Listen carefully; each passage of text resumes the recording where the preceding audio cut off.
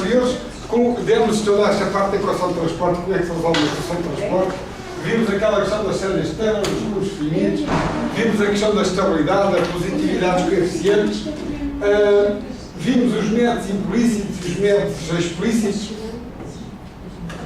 vimos a difusão numérica e o erro de nomenclatura.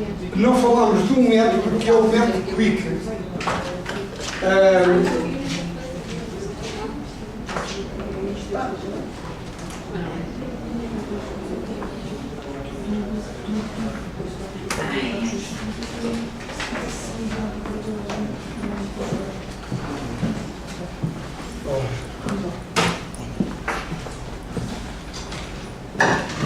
Portanto, nós vimos que quando a velocidade era positiva, o CI menos 1,5, se quiséssemos a corrida, se a velocidade fosse positiva, seria igual a CI menos 1, e o CI, e quando isto era para via maior que zero, e quando a velocidade fosse negativa, o CI menos 1,5, portanto aqui,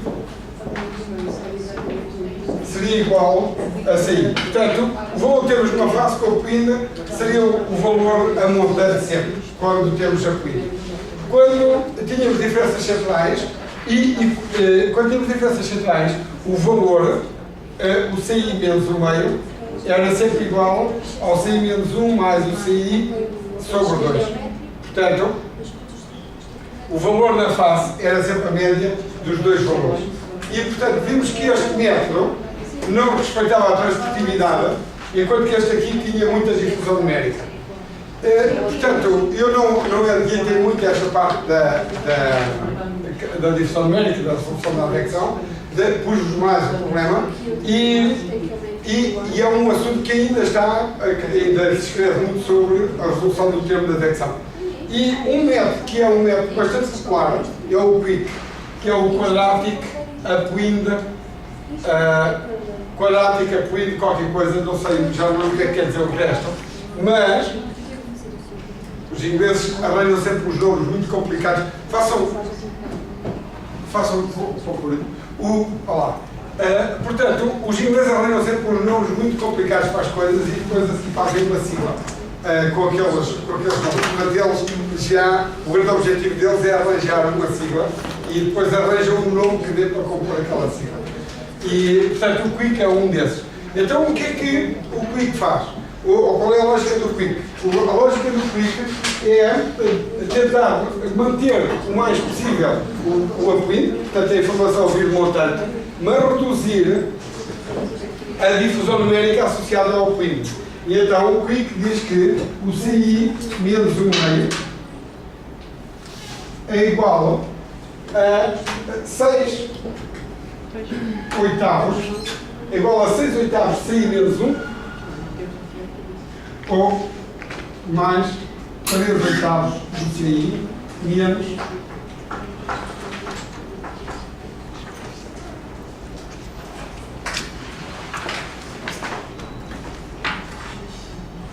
portanto,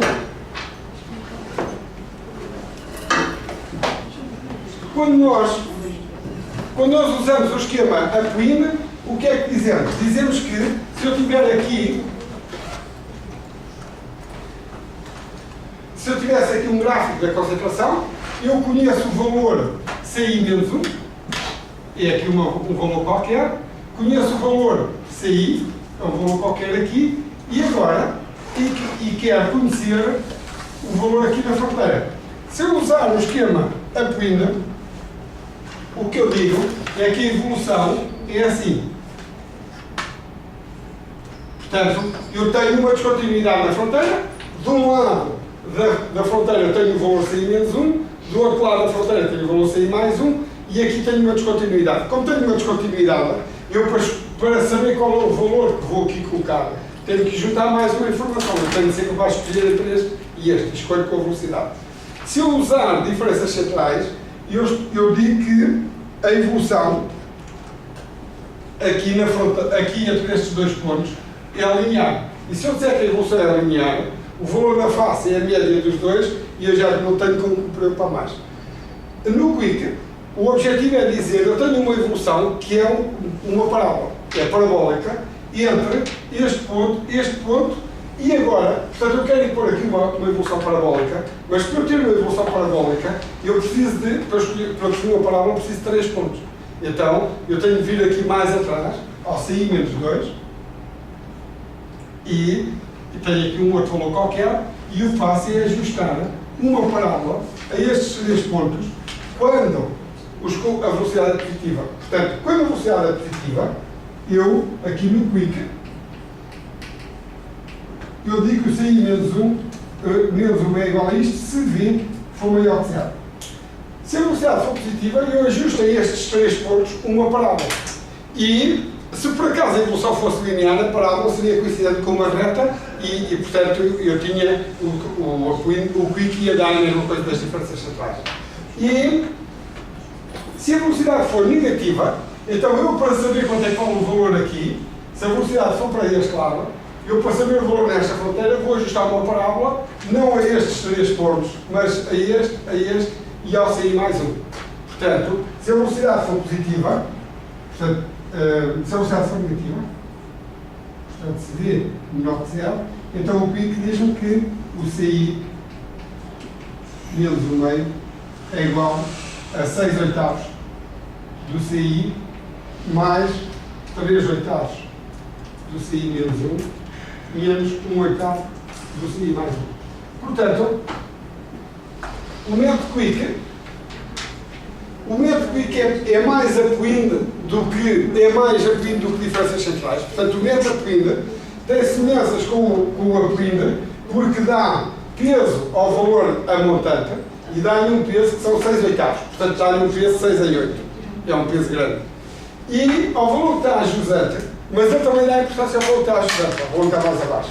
E o valor que está a jusante tem um peso de 3 oitavos. Portanto, ele é mais apoindo do que diferenças centrais. Como 6 mais 3 dá 9, eu estou a dividir por 8, depois tenho aqui de pôr, retirar 1. E, portanto, assim já fico, dá 8 em 8.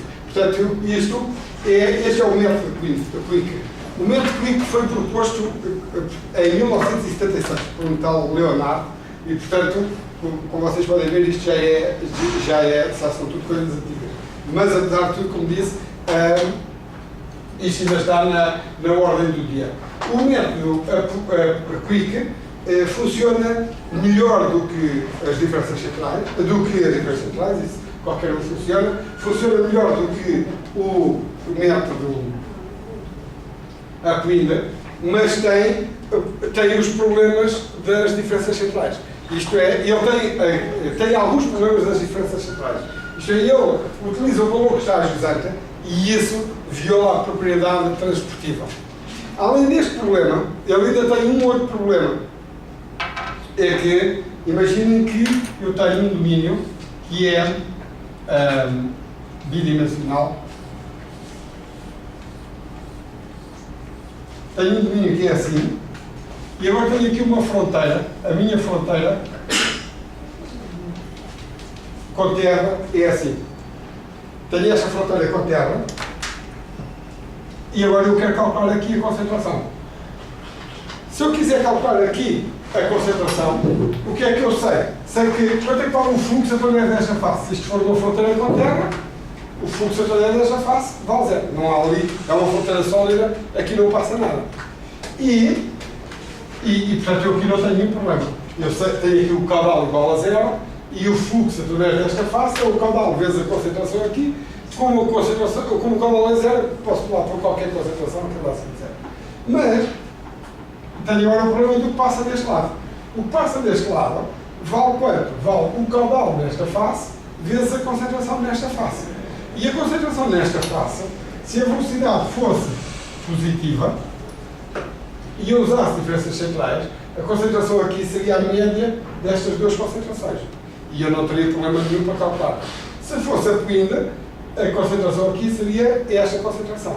Mas se eu quiser usar o quick, a concentração aqui é 6 oitavos vezes esta concentração, mais 3 oitavos vezes aquela, menos 1 oitavo vezes esta aqui.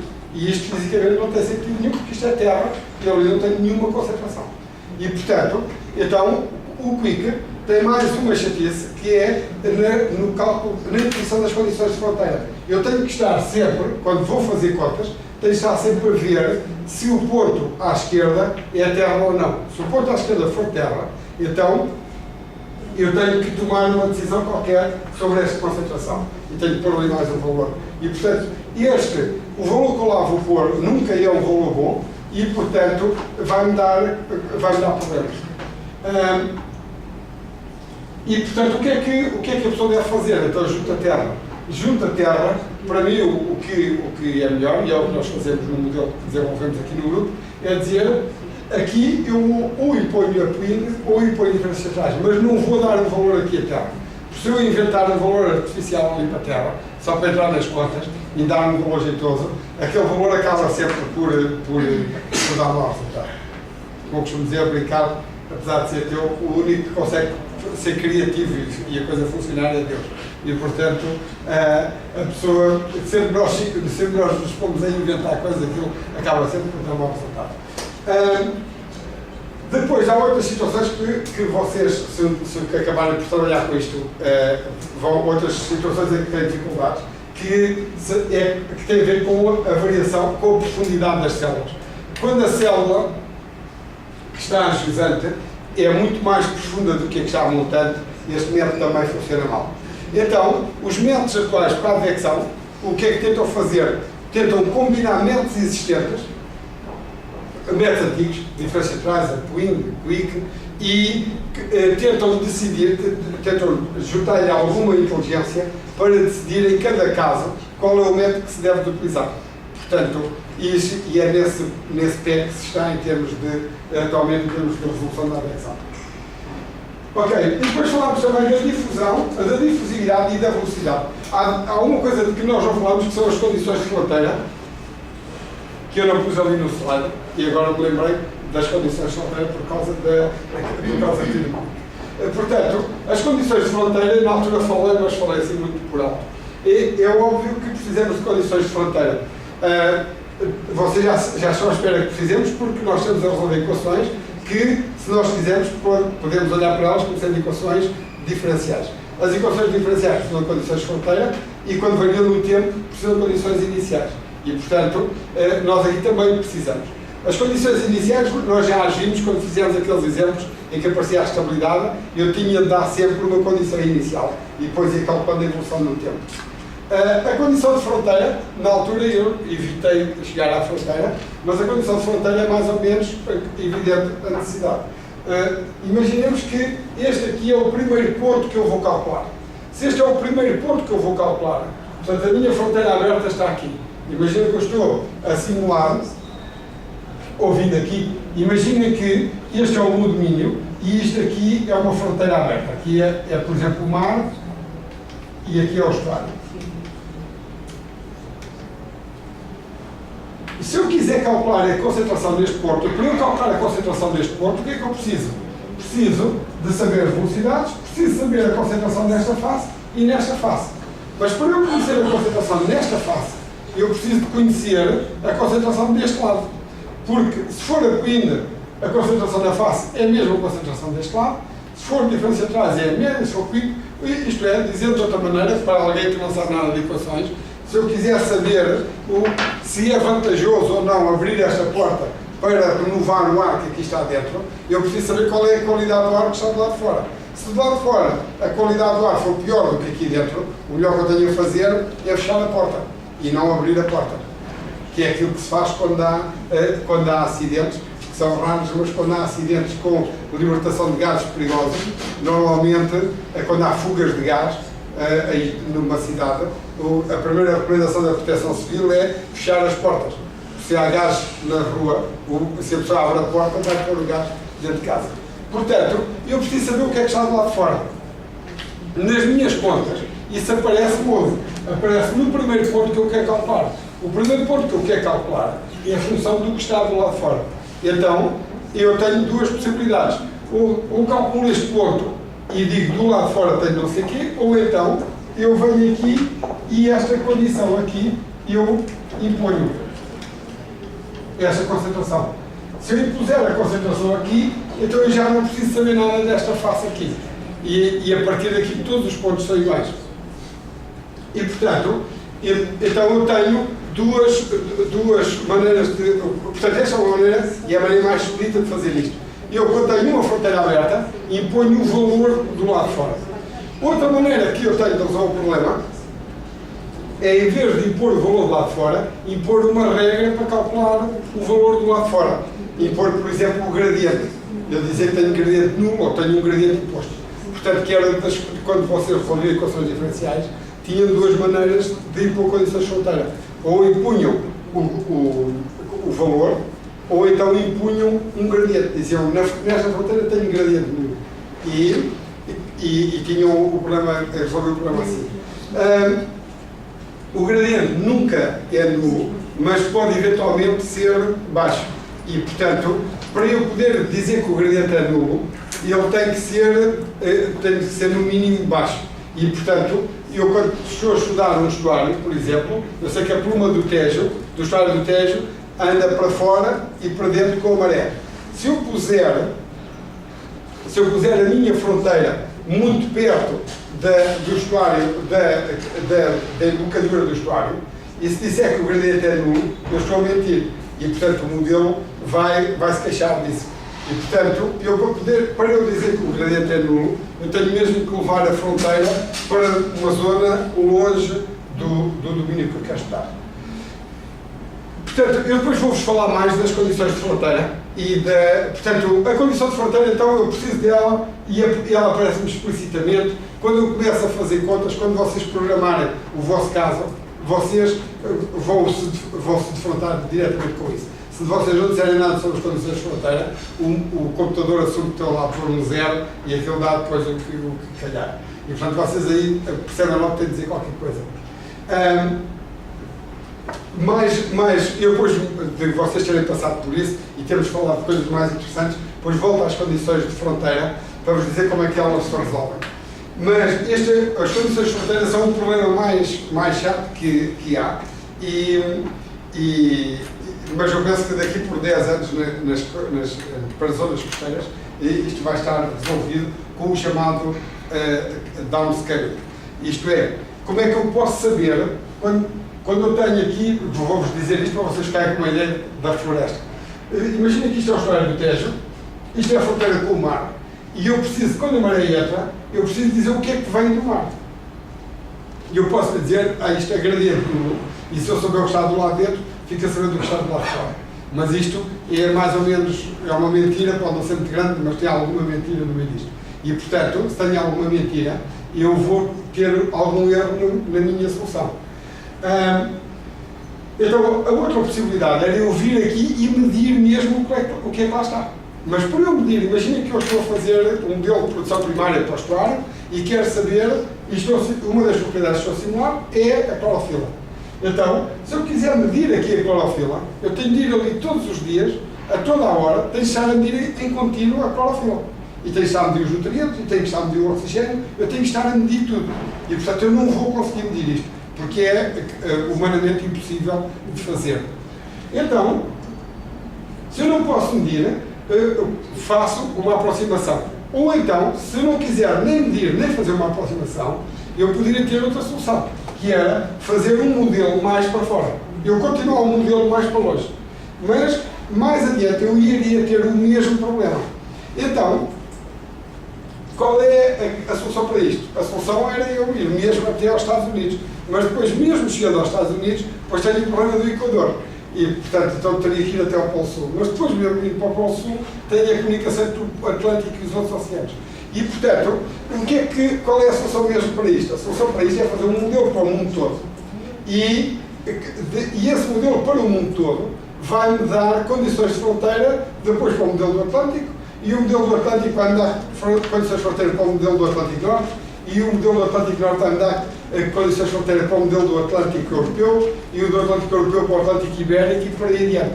Portanto, isto aqui é o chamado downscaling. E é nesta fase que se está atualmente.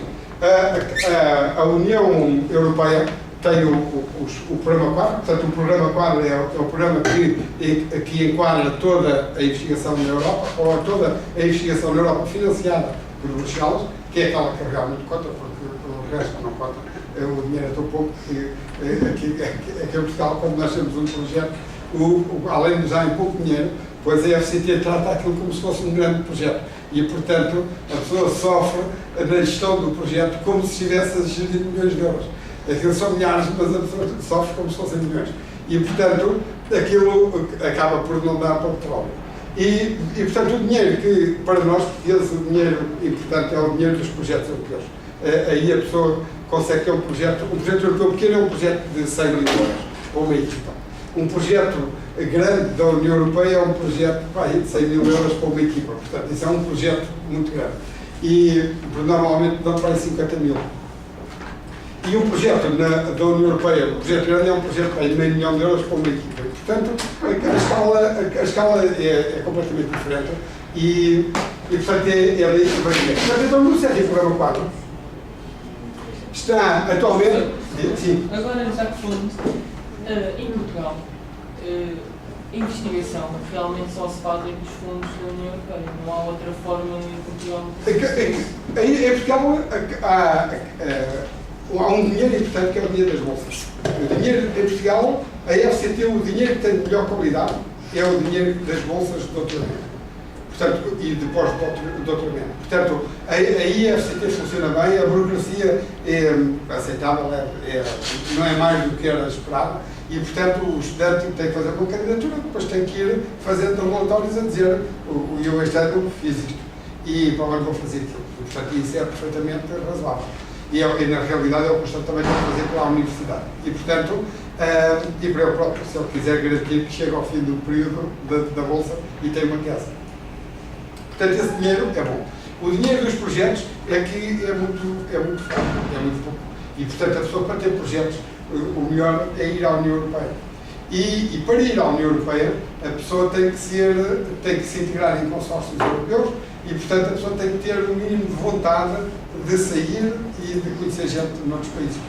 E depois o facto de que os projetos europeus têm ainda essa vantagem, é que para se inovar, uma condição, há várias condições, para se inovar uma condição essencial é ter tempo. Portanto, uma pessoa que anda sempre a correr acaba por não conseguir inovar, porque não tem tempo para pensar em coisas diferentes. E a outra condição essencial é a pessoa debater as ideias com outros. Portanto, sozinho ninguém inventa. Aquela ideia que havia há 100 anos, 200 anos, que o cientista era um indivíduo que vivia sozinho, tipo ermita e pensava em outras coisas, e realmente houve muitos indivíduos que conseguiram descobrir as coisas quase sozinhos, mas foram muito poucos. Portanto, a inovação é sempre produto existe sempre o mínimo de troca de ideias, senão a pessoa não consegue.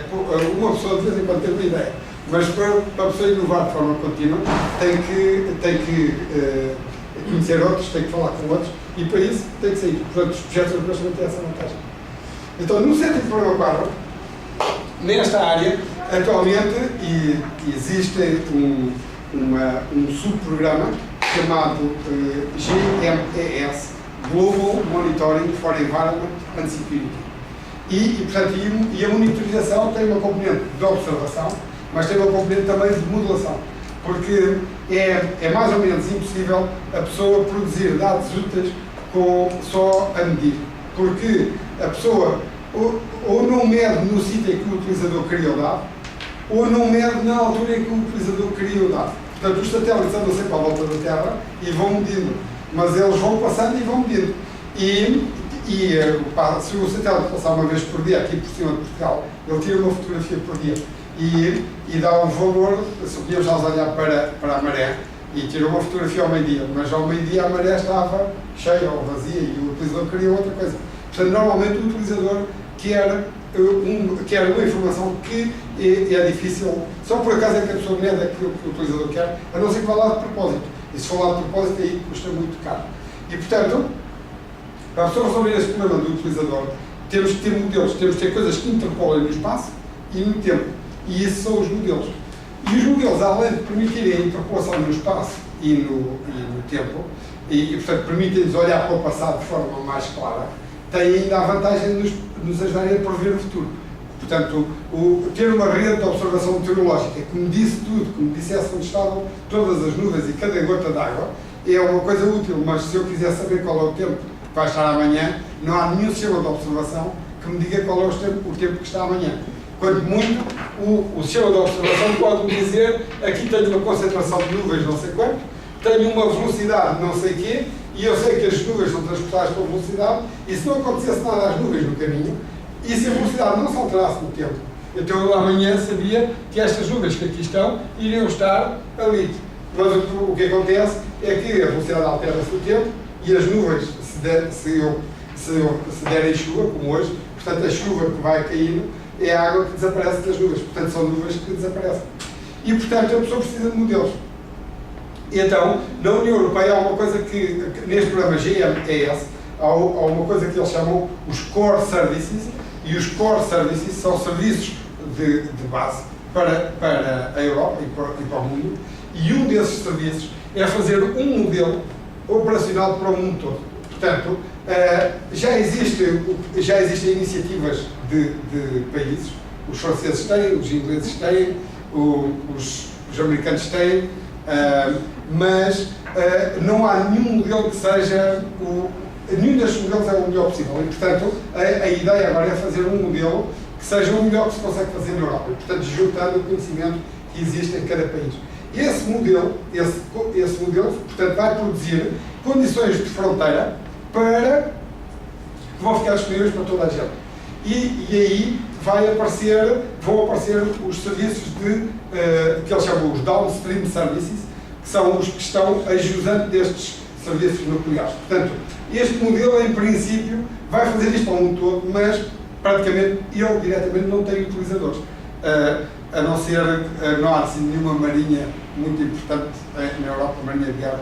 E, portanto, os grandes utilizadores destas coisas à escala mundial são as marinhas de guerra. Antigamente eram os russos, eles nunca tiveram modelos, porque eles achavam que os computadores eram um perigo, o sistema soviético caía, teria caído mais cedo se eles tivessem dado computadores mais cedo às pessoas, porque a informação ia circular mais depressa.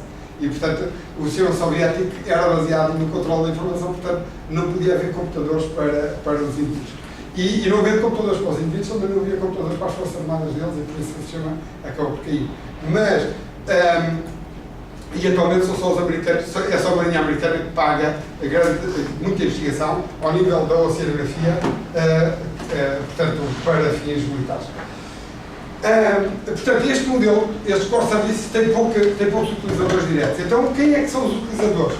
Os utilizadores são as pessoas que estão no estuário do Tejo, no estuário do Paraíba, no estuário, estão nas zonas costeiras, e esses, o que é que querem do modelo grande? Querem as condições de fronteira. E, portanto, aí aparecem os downstream services, que são os serviços que são feitos depois regionalmente ou localmente. Portanto, esta é a lógica em que a coisa está a funcionar. Nós, nesse projeto grande, aparecemos, aqui o técnico aparece, porque com as equipas principais que estão nesse projeto estão habituados a pensar em grande escala e não estão habituados a pensar em utilizadores. Isto é, os indivíduos que são o coordenador do projeto não tem ninguém a pedir-lhe resultados. E, portanto, nós aparecemos, portanto, nós ao contrário, estamos habituados a que nos peçam resultados para o estuário A e B e, portanto, temos a dificuldade das condições de fronteira. E então, então é assim que a coisa vai ser resolvida. Portanto, o problema das condições de fronteira resolve-se de forma expedita se eu souber efetivamente o que é que está do lado de fora. Para eu saber o que é que está do lado de fora, o que eu preciso é ter um modelo para o lado de fora. Portanto, preciso ter um modelo de maior escala. E, portanto, então, como isto resolve-se, e juntando modelos de escala local a modelos de escala global e fazendo passar a informação dos maiores para os mais pequenos, mas também dos pequenos para os maiores. O modelo de grande escala também precisa de saber que aqui existe um rio Tejo que está a descarregar para o oceano.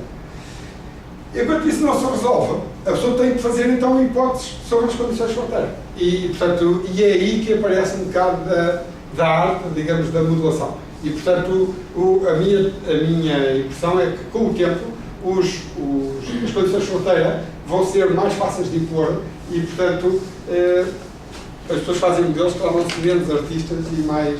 E a coisa vai tornar-se mais fácil de fazer. Precisa de uma infraestrutura mais complexa. Portanto, se eu quiser comunicar entre o modelo do Tejo e o modelo do oceano, eu tenho que ter um modelo do oceano. E, portanto, isto deixa de ser uma coisa local e o local tem que se juntar ao global. Isto não vai ser problema, porque na meteorologia já é feito. O professor Delgado Domingos cobre aqui todos os dias um modelo de previsão meteorológica. Este modelo de previsão meteorológica que ele corre só é possível porque ele tem um modelo encaixado num modelo de escala global. Portanto, há uma universidade nos Estados Unidos, que eu não lembro qual é, que corre um modelo todos os dias para o mundo todo. E depois há centenas, se não forem milhares, de equipas pelo mundo todo que fazem, que vão lá buscar condições de fronteira e correm o modelo localmente. Só na Europa, este modelo é o M95, este modelo só na Europa tem 33 equipas a fazer isto. Perdão, só na Europa não. Só na Península Ibérica tem 33 equipas a fazer isto. Portanto, na Europa deve ter 300, no mundo deve ter... Ok.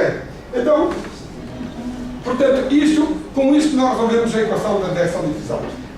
Agora, para resolvermos a equação da direção-difusão, vamos precisar da velocidade. Eu agora não vou falar da velocidade, vou falar dos termos de fonte e poço. Na realidade,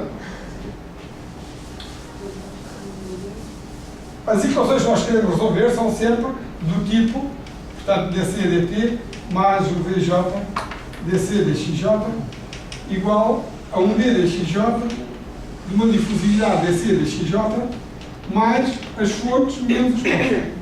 Portanto, falamos da difusão, falamos da advecção e vimos que isto aqui que era a derivada total.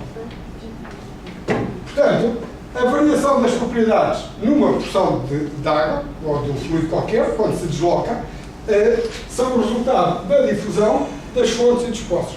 Se eu por acaso não tivesse difusão, isto seria só igual às fontes menos os poços. E, portanto,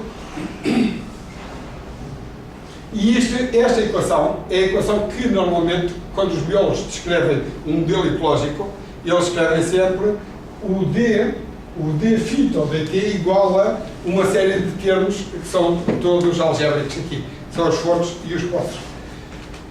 Portanto, agora vamos falar, portanto já falámos então desta parte e desta, agora vamos falar da equação desta forma. Portanto, uma coisa onde eu não estou a olhar para outras coisas, eu estou a olhar para as transformações que a água vai ter à medida que se vai deslocando. E isto aqui vocês já viram em ecologia, falaram da dinâmica de populações e coisas desse género. E escreveram uma equação, uma das equações que escreveram era dC dt igual a K vezes T.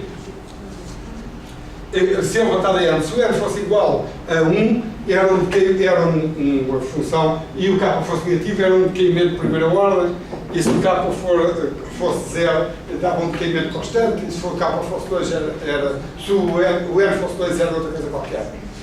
Portanto, esta equação, eu pus ali derivada parcial em ordem ao tempo, mas poderia ter posto derivada total em ordem ao tempo. Se a derivada parcial e a derivada total, como está aqui, esta está relacionada com esta pela advecção. Portanto, eu escrevi a derivada total ou a derivada parcial é simplesmente um critério, digamos, uma convenção. Quando eu escrevo a derivada total é igual à derivada parcial se a velocidade for zero. Como a velocidade com o volume de controle é a velocidade da relativa, então quando eu estou a deslocar à velocidade do fluido, a derivada parcial torna-se a derivada total. Ok, então esta equação aqui vocês conhecem já. Conhecem. Portanto, é a dinâmica de populações. E tem, portanto, quando o N é 0, isto dá uma coisa constante, quando o N é 1 é a primeira ordem e tal. E a solução disto aqui é, quando N é igual a 1, a solução desta equação é C igual a C0, uma concentração inicial, é levantada em kT. Portanto, isto dá, se o K for positivo, dá um crescimento exponencial, e se o K for negativo, dá um decaimento que é assintótico para zero. Portanto, se o K for positivo, a população vai crescendo. Se o K for positivo e constante, a solução é esta, é a levantada, é o C0 vezes, é a levantada K vezes C. Portanto, isto vai subindo por aqui acima. Portanto, quando o T é 0, sim? O K fisicamente representa o quê? É a taxa de reprodução. Portanto, isto é a taxa, portanto, como é que, será que esta equação é sustentável ou não? Nós sabemos que não é. Portanto, a população não pode crescer exponencialmente. Se crescer exponencialmente, para crescer exponencialmente é preciso que não faltem recursos nenhum. Se começarem a faltar recursos, a população deixa de crescer exponencialmente. Portanto, e isto é o que se passa se nós olharmos para as populações nos países, é o que se passa com as populações. Digamos, quando o Brasil, por exemplo, é um país que tem 200 milhões de habitantes. E tem 200 milhões de habitantes porque, quando foi colonizado, aquele tinha montes de espaço e, portanto, aquelas pessoas que foram, muitos daqui de Portugal, que aqui não tinham espaço para crescer, quando chegaram ao Brasil, aquilo não havia problema com o número de filhos porque havia sempre a possibilidade de o pessoal se alargar. Quando começa a faltar espaço, começa a faltar a comida, começa a faltar qualquer coisa e começa a haver controle. Portanto, se as pessoas viverem num apartamento T2, pronto, a T2 aquilo dá no máximo para não sei quantas pessoas forem chineses, dá para mais algumas, forem europeus dá para menos, mas portanto aquilo não dá para mais. Se na minha aldeia, no tempo dos meus pais, não havia ninguém que não tivesse 6 filhos. E aquilo foi indo até quando? Foi indo até à geração dos meus avós. Quando chegou à geração dos meus pais, aquilo já tinha chegado à capacidade de sustentação, portanto, aquela incapacitação de os ingleses. Já não era possível ultrapassar aquele valor, a menos que as pessoas mudassem de atividade. Como na minha aldeia a atividade era a agricultura, aqueles terrenos não davam nem local de trabalho, nem comida para mais pessoas do que aquelas que existiam na geração dos meus avós. E então o que é que aconteceu? As pessoas fizeram a mala, uns foram para o Brasil, outros foram para a África, outros foram para a França, outros vieram para Lisboa, e portanto, as pessoas foram embora. E o número de habitantes da minha aldeia hoje é mais ou menos o mesmo número de habitantes que existia no tempo dos meus avós. Porque cedeu-se a capacidade de carga. Não é? E, portanto, então, esta curva não pode crescer exponencialmente. Os chineses também perceberam que havia um problema há tempos, então disseram, meus amigos, o K tem de baixar. E então passaram para um filho. E, portanto, eles não podem ter mais do que um filho. E agora não pensar nos efeitos não lineares da coisa, porque estatisticamente aquilo até podia funcionar, mas como na China existe o hábito, já não estou a falar disso, existe o hábito do filho, o filho mais velho, ou o filho, é o filho que toma conta dos pais e não a filha. E então, os chineses não querem ter filhos, querem ter filhos. E, portanto, como 2 homens não se conseguem reproduzir, apesar de agora haver nenhum corte. Já se consegue. Como 2 homens não se conseguem reproduzir, isto ainda vai ter um efeito na China, é complicado. Porque agora há muito mais homens do que mulheres e, portanto, aqueles chineses não se vão conseguir reproduzir, e, a menos que vão para fora da China. E, portanto, então este K, há sempre questões ou naturais ou artificiais, sejam quais forem. Antigamente era uma guerra. Quando um país começava a não caber dentro da fronteira que tinha, e ele achava que era mais forte do que o país do lado, invadia o país do lado. Portanto, aqui na Europa, até a Segunda Guerra Mundial, isso era cíclico. Portanto, sempre que um país não cabia, invadia o vizinho. E, portanto, a Segunda Guerra Mundial foi, espera-se, a última guerra. Portanto, agora o pessoal invade-se, mas pacificamente. Portanto, alargamos a fronteira e misturamos isto.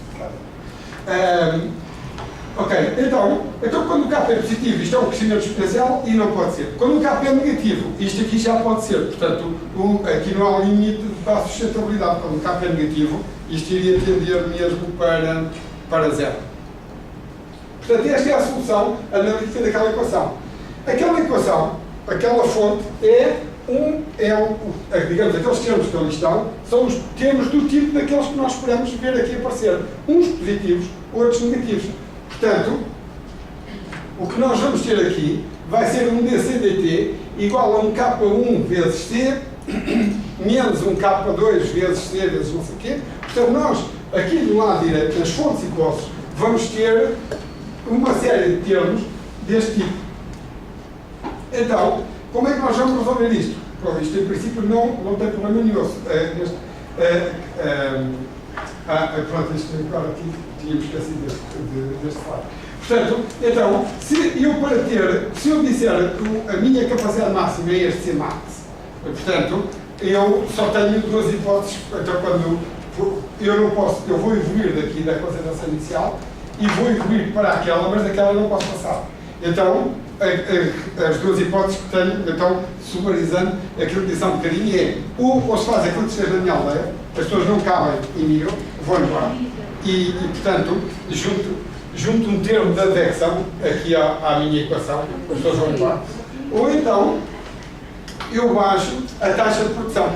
A taxa de produção tem que baixar. E então, uma forma típica, ou uma forma simples de resolver isto, é a tal equação da logística, é dizer que o K é um K0, portanto, aqui o K que eu tenho ali, é um K0, vezes um Cmax menos C do tipo Cmax. Portanto, isto seria uma equação simpática para dar uma evolução deste tipo. E, portanto, quando o C for igual ao Cmax, o K fica zero automaticamente. E quando o C é zero, isto dá um K0. E, portanto, eu tenho um crescimento máximo. Portanto, esta é a equação da logística, também devem ter falado em ecologia, e a solução analítica é esta. O K nunca é assim, não é? Portanto, o K, normalmente, quando são as equações, é o que vocês podem ver, quando se pretende uma solução analítica, o modelo é feito de tal maneira que eu consiga resolver analiticamente a equação. Na realidade, eu tenho uma equação mais complexa do que aquelas e portanto, é uma equação que não tem solução analítica e que eu quero resolver numericamente. E, se eu quisesse resolver aquela equação numericamente, o que é que eu ia fazer?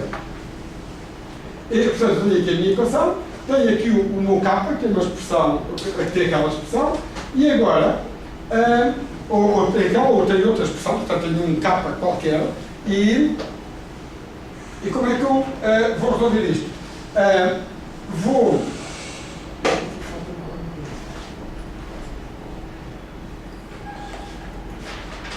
A animação que está a passar. Portanto, eu aqui o dCdt é igual a quê? É igual a um CT mais ΔT menos um CT sobre ΔT, já vimos. Portanto, o dCdt é dado por aquilo.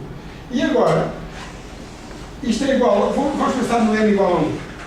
Isto aqui é igual a um K vezes o C. E o C aqui pus o C asterisco naquela lógica que usei já atrás, que é um instante que eu vou definir mais tarde. Portanto, eu sei que dCdt igual a KC pode ser aproximado por CT mais ΔT menos CT sobre ΔT igual a um K vezes um C. Se isto aqui for um modelo explícito, e portanto se esta estrela for T, isto aqui fica K vezes C em T. E então eu posso explicitar aqui, isto dá-me C em T mais ΔT igual a 1 mais K ΔT vezes C em T. Está certo? Portanto, aquela equação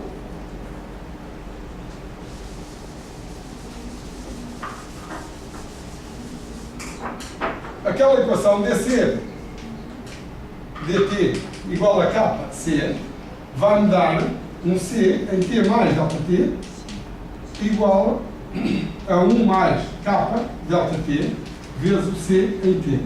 Portanto, isto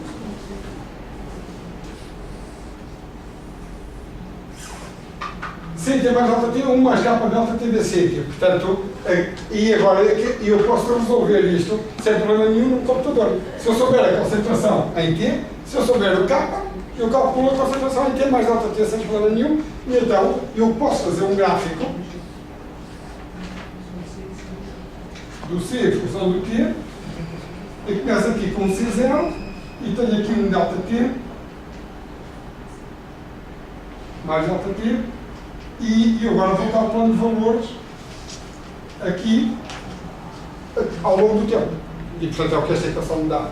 Escolhido um ΔT e sabendo o K, tenho isto é o que eu espero encontrar. E o que é que eu gostaria?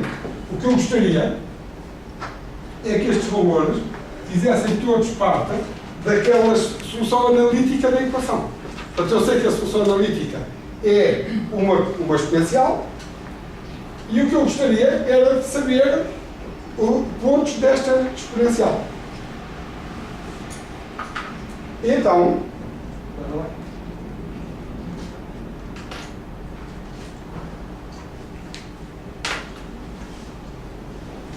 portanto, e isto seria se o K fosse positivo e se o K fosse negativo.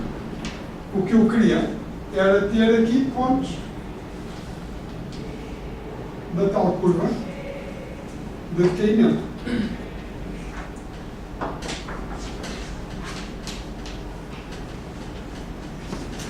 Se eu resolvesse isto, portanto eu teria a solução.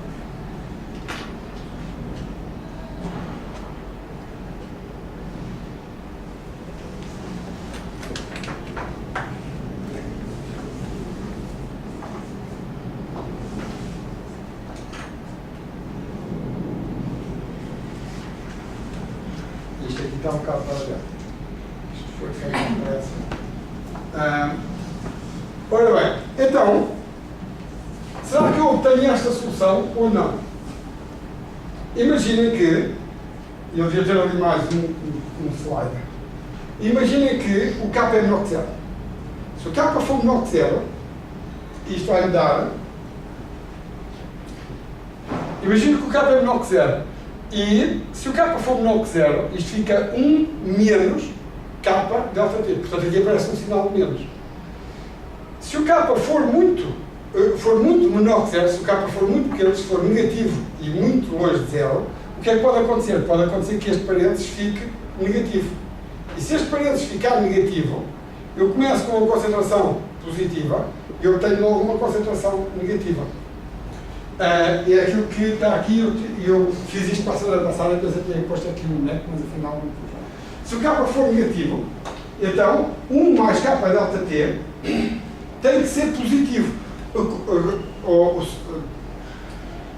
Se o K,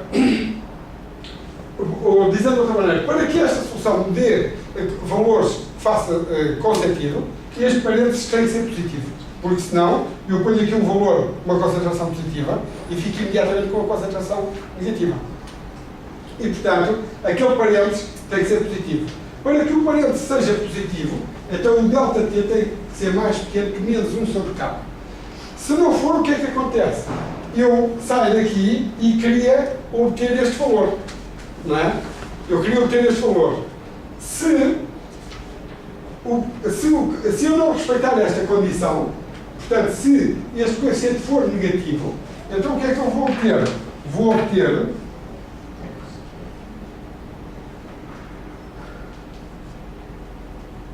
um valor. Se o K for muito negativo e aquele parênteses ficar negativo, então eu saio daqui e venho parar aqui abaixo. Fica um valor negativo. A seguir, eu continuo o cálculo e a partir de uma concentração negativa, eu vou ficar com uma concentração positiva. E depois da positiva, volta a negativa. E eu nunca mais chego a zero. Portanto, para que eu possa ir a ter alguma coisa que se assemelhe à realidade, aquele parênteses não pode ser negativo. E eu já vou explicar porque é que isto acontece.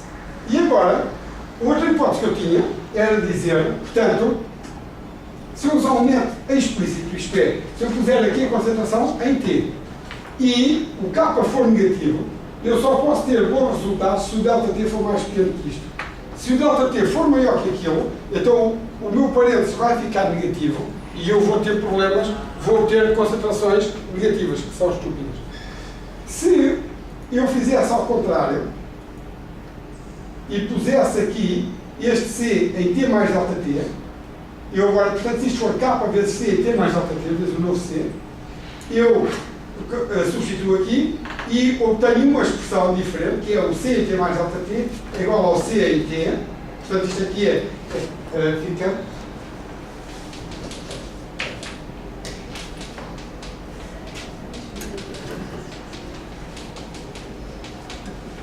Portanto, eu passo este C em T mais delta T para a esquerda e explicito e dá-me aquela equação. C em T mais delta T igual a C em T sobre 1 mais K delta T. Aliás, menos K.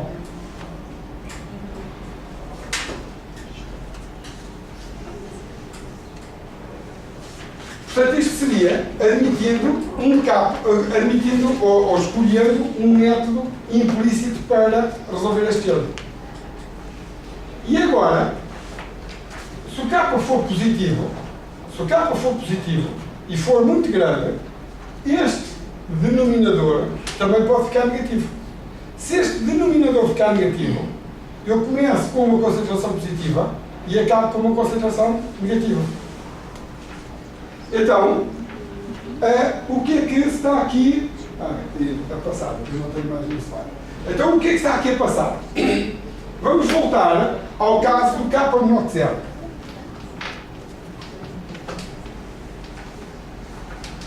Portanto, se o K for menor que 0, eu estou numa situação de decaimento.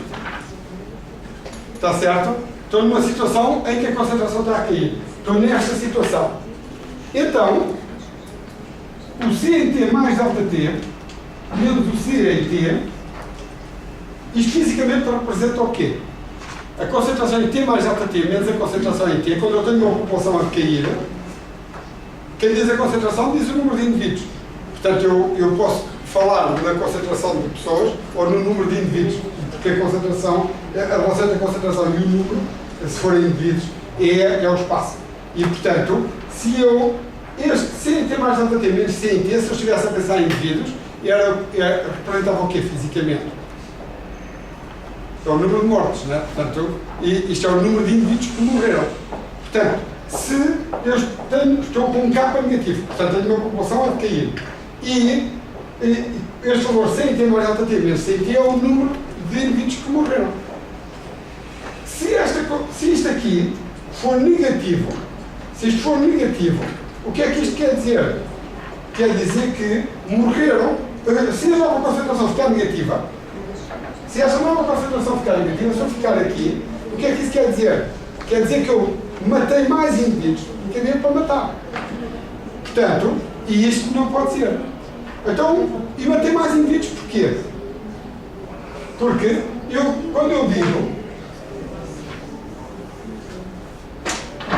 eu digo que dC dt é igual a K vezes C, e o K é negativo, eu tenho um decaimento da população. E os indivíduos estão a morrer, a quantidade de indivíduos que morrem em cada instante é quanto? É igual a K vezes o número de indivíduos que lá estão. E isto é o que me diz a equação.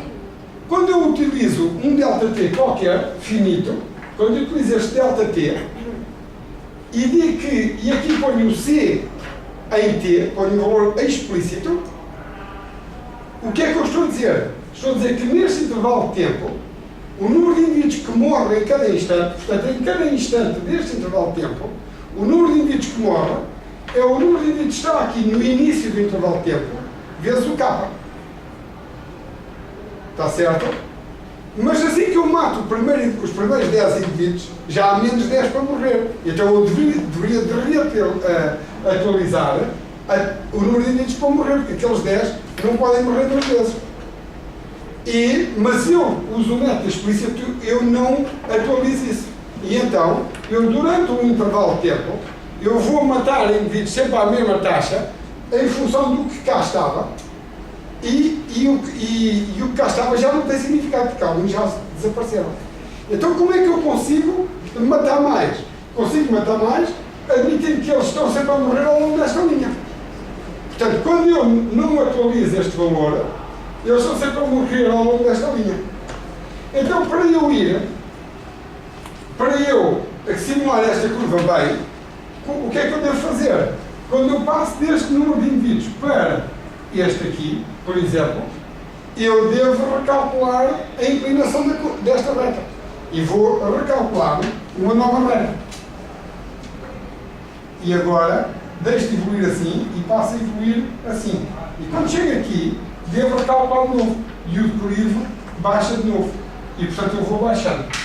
Então, quando eu tenho um K negativo e quando o meu K é negativo e eu utilizo um modelo explícito, eu estou a admitir que o número de indivíduos que morrem é um K vezes o número de indivíduos que estavam no início do intervalo de tempo. Então, o que é que isso quer dizer? Quer dizer que eu estou a matar mais do que devia.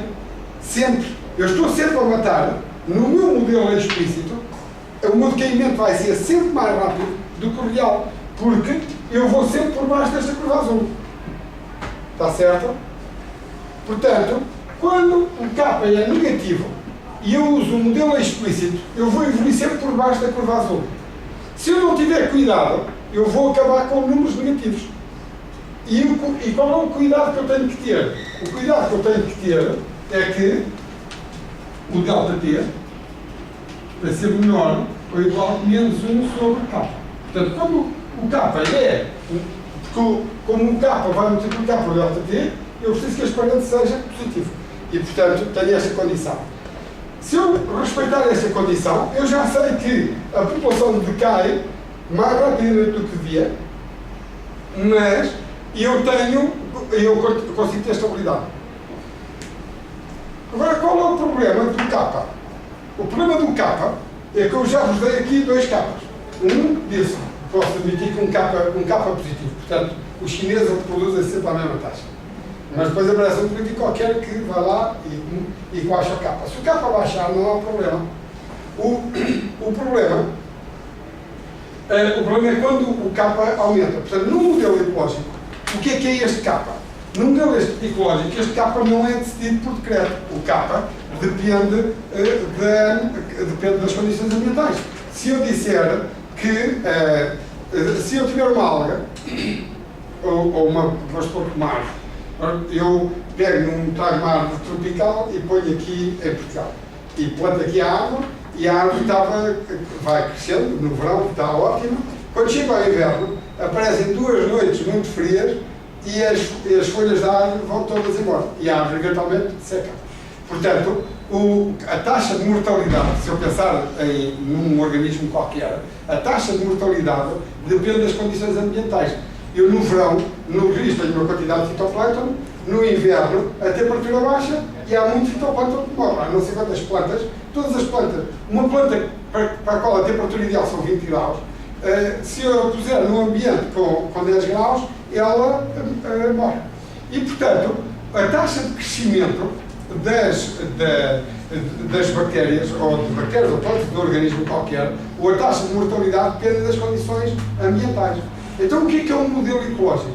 Um modelo ecológico é um modelo que tem equações para calcular este K, que vai olhando para as condições ambientais e vai calculando os K. Então, o que é que isso quer dizer? Quer dizer que eu não tenho grande controle no valor do K. O valor do K é calculado dinamicamente no modelo. Eu imponho no modelo é o ΔT. Então, o que é que acontece? Se eu tiver um decaimento e tiver um ΔT muito alto, o que é que vai acontecer? O que pode acontecer é chegar a uma situação em que isto não é verificado. Se isto não for verificado, o modelo dá logo um erro. Portanto, calcula logo uma concentração negativa. Se a concentração for negativa, imagina que eu estou a falar de fitoplâncton que consome nutrientes a uma taxa que é a taxa de que ele consegue absorver vezes a concentração de nutrientes. Se o fitoplâncton ficar com uma concentração negativa, então o fitoplâncton deixa de consumir nutrientes e passa a produzir nutrientes. Porque, como eu digo que o consumo é um valor vezes a concentração de fitoplâncton, se o fitoplâncton for negativo, então o fitoplâncton passa a produzir nutrientes. E o zooplâncton, que é suposto consumir fitoplâncton e vai consumir a uma taxa que é o fitoplâncton vezes o zooplâncton, se o fitoplâncton for negativo, o zooplâncton vai passar a vomitar fitoplâncton e, portanto, passa a produzir fitoplâncton em vez de consumir. E o mundo fica todo às avessas. Portanto, logo que eu tenho concentrações negativas, isto fica tudo mal. Professor, até esse delta T vai variar ao longo do tempo. E eu não quero que o delta T pode variar. Mas o melhor é eu não depender disso, porque eu tenho que pôr um critério qualquer e só por acaso é que ele é bom. Então o que é que eu teria que fazer? Aqui, se o K for negativo, o que é que eu devo fazer?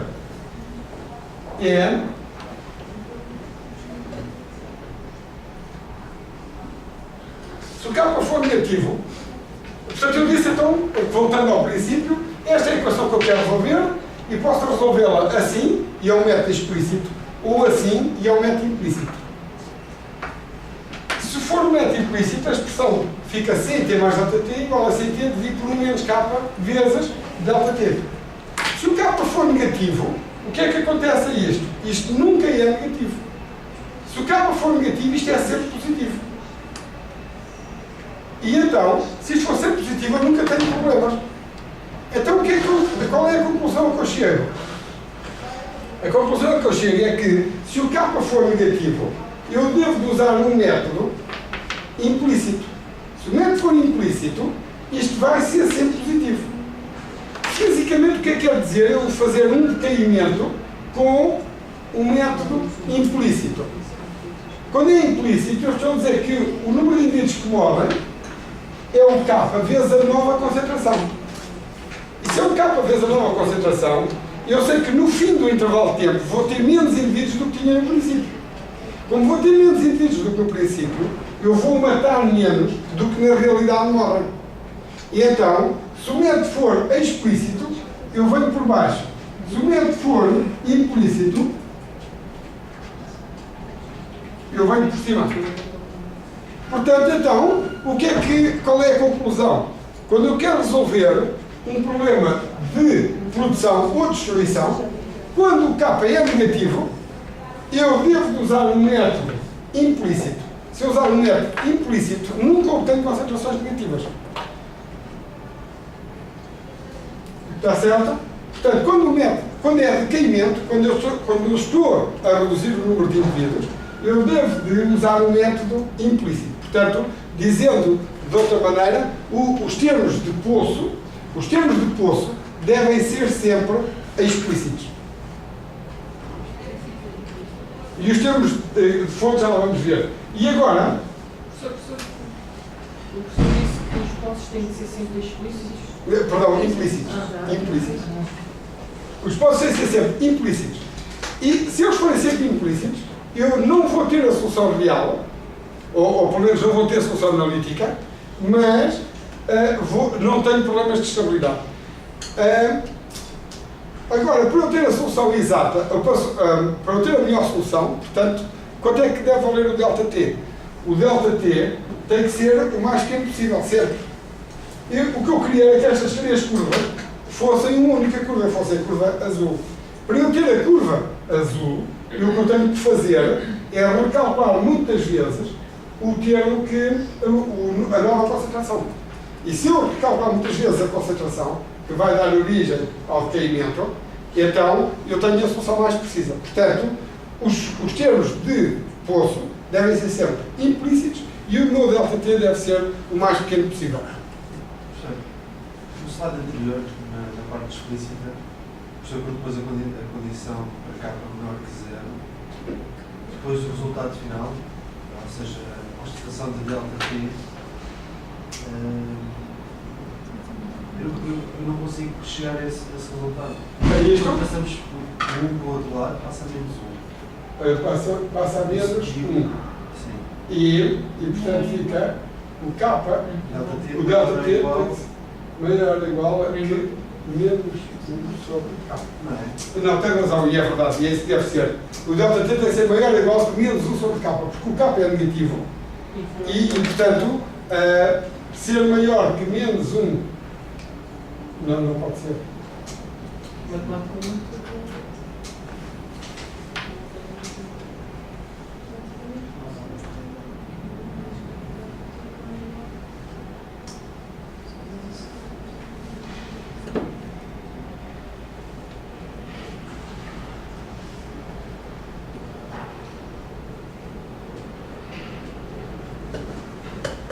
É que quando essa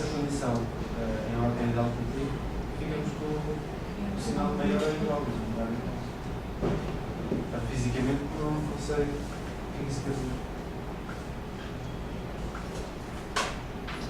É quanto maior. Quanto maior Não pode ser. professor, se calhar pode-se fazer a leitura quanto maior a taxa de mortalidade vá, mais importante vai ser o delta T ser pequenino, não é? Pois.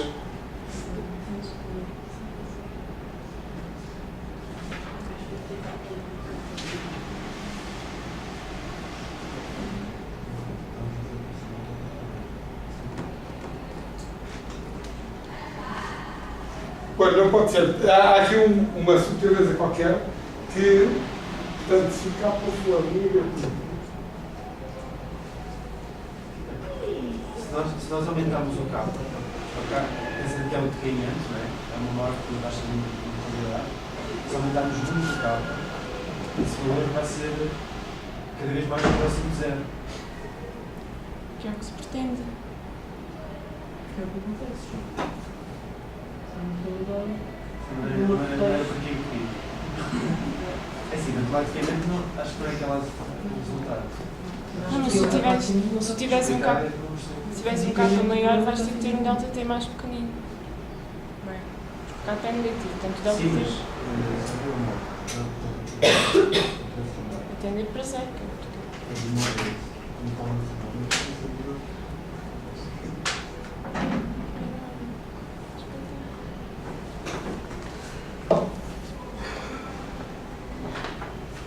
Já sei qual é o problema. É que se o capa for negativo, eu quando passo daqui para aqui, quando eu passo daqui para aqui, está certo, até aqui está menos 1. Mas eu para passar daqui para aqui tive de dividir por capa. Não é? E para passar daqui para aqui, para passar daqui para aqui tive de dividir a equação por capa. Mas se o capa for negativo, eu tenho que mudar o sinal aqui. A subtileza está, portanto, é mesmo, digamos, onde a coisa está escondida eu divido por capa. Enquanto eu lhe chamo capa, está tudo bem. Mas quando eu digo, e o capa é negativo, eu tenho que mudar o maior para a menor.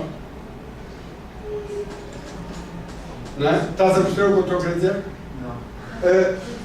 Quando eu tenho 1 menos 2 delta t maior ou igual a 0, isto dá-me o quê? Dá-me delta t menos 2 delta t maior ou igual a menos 1. E agora quando eu divido por menos 2, isto dá-me delta t menor ou igual que 1 meio. Que eu divido por menos 2, quando divido por menos 2, tenho que trocar o sinal. E se o capa é negativo, eu tenho que trocar este sinal. Portanto, está certo? Se o capa é negativo, eu tenho que trocar este sinal. Mas já não é a primeira vez que me fazem esta pergunta, e eu escrevo isto sempre, porque a pessoa já sabe quem está a escrever, não é? E chega ao resultado, o resultado está certo, isto aqui estava certo, e este resultado também está certo, e eu fiz isto aqui a correr. Mas é a segunda vez que me fazem esta pergunta e a resposta nunca é óbvia. Quer dizer, é óbvio que tipo. Então, portanto, para acabarmos isto, portanto, então, eu devo ter os termos de poço devem ser discretizados implicitamente e o modelo da T deve ser o mais pequeno possível para que esta curva amarela se aproxime da curva azul. Agora, se o capa for positivo, eu aqui posso ter problemas também. Se o capa for positivo, eu queria evoluir por aqui. E, na realidade, se eu fizer um cálculo implícito, então eu obtenho um resultado que pode ser estúpido. E pode ser estúpido porque este denominador pode ficar negativo. E então isto aqui fica negativo. Então, porquê é que isto pode acontecer? E o que é que isto me diz? Mas se eu utilizar esta equação para quando o capa é positivo, se eu utilizar esta discretização aqui quando o capa é positivo, nunca tenho problemas. Isto é sempre tudo positivo. Portanto, se eu utilizar esta equação quando o capa é positivo, o que é que eu vou ter? Eu vou ter uma solução fisicamente possível e vou evoluir aqui por debaixo desta equação. Porquê? Porque eu estou a dizer que a produção é a função não do que estava no princípio, mas do que está no fim. E é o que eu estou a dizer. Quando eu digo que o K positivo utiliza esta equação, eu estou a dizer que a produção é a função do que estava em T e não do que está em T mais delta T. Então, porquê que quando eu uso esta, isto pode ficar uma solução estúpida? Imaginem, voltamos ao caso dos chineses. E começamos com um número de chineses e os chineses vão se reproduzindo. Quando eu digo que o número de nascimentos é a função não do número de pais, mas do número de pessoas que eu vou ter no fim do intervalo de tempo, eu agora começo com estes chineses. Daqui a este intervalo de tempo, o que é que eu tenho? Tenho uns quantos pais que tinha, mais uns quantos filhos.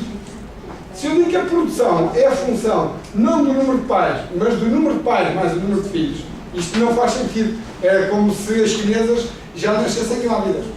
Não é? Portanto, e elas reproduziam-se logo também.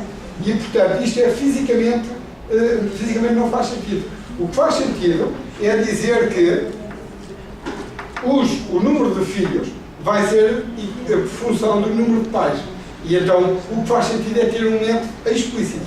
Portanto, quando eu tenho fontes, num modelo, as fontes devem ser explícitas e os postos devem ser implícitos. Se eu fizer isto assim, então eu não tenho nenhum problema não tenho nenhum problema de estabilidade. E não tenho nenhum problema de estabilidade porque eu estou a reproduzir a física do processo. Portanto, eu, na mortalidade, não estou a matar ninguém duas vezes.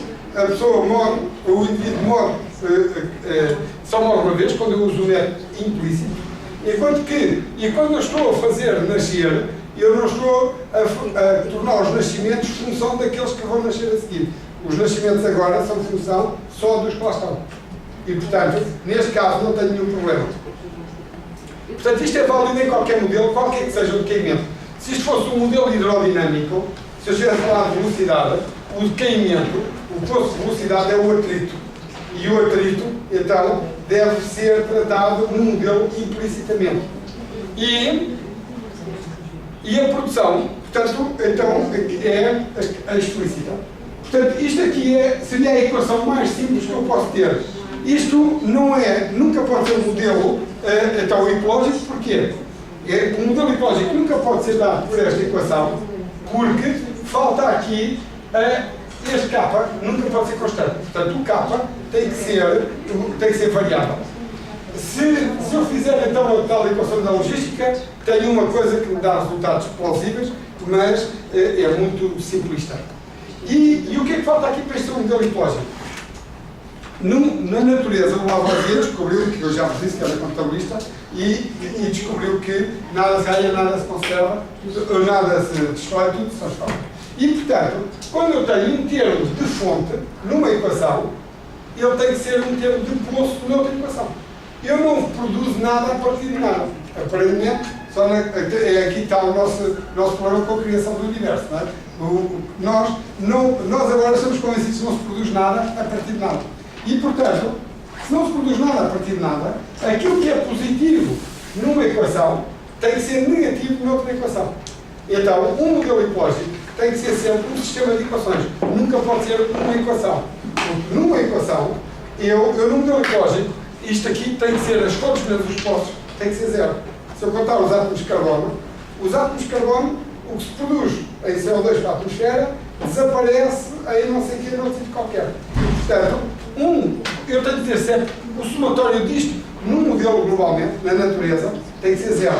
E então, isto que é F nesta equação, vai ser P noutra equação. E, portanto, os modelos ecológicos vão precisar de sistemas de equações. Portanto, vocês na aula prática têm estado a resolver esta equação, resolver a equação Lotka-Volterra. A equação Lotka-Volterra, a equação Lotka-Volterra é o modelo presa-predador e o Lotka-Volterra também não é conservativo, porque, e isso é o que vos vou mostrar na próxima aula, o Lotka-Volterra não é conservativo porque as presas produzem-se a partir de nada e os predadores desaparecem no éter também. E, portanto, aquele modelo não é conservativo. E, portanto, eu vou-vos mostrar que o modelo ecológico tem que ter, no mínimo, 3 equações. É impossível fazer um modelo ecológico conservativo com menos 3 equações. E, na realidade, o modelo tem que ter para aí 20 ou 30 equações. E a grande dificuldade é, então, escolher os capas. Em termos numéricos, nós já dissemos, portanto, tudo o que tem na parte numérica, nós já dissemos tudo o que era relevante dizer-se. Depois, vamos agora falar da presa predadora e depois vamos falar da velocidade e dos modelos hidrodinâmicos. Como é que se faz um modelo hidrodinâmico? Ok?